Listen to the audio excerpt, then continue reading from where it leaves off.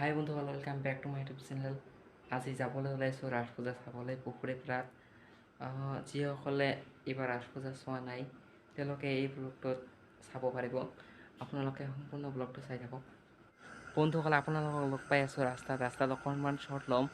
তো আমাৰ তাত গোপ্ৰটো নাই, তো শ্বৰ্ট কিমান ভাল নাহিব।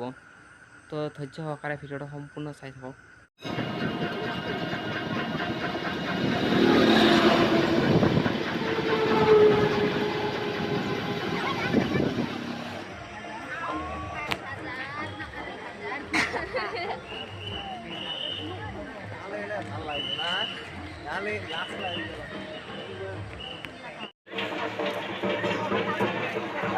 কতটা কি লেখা আছে?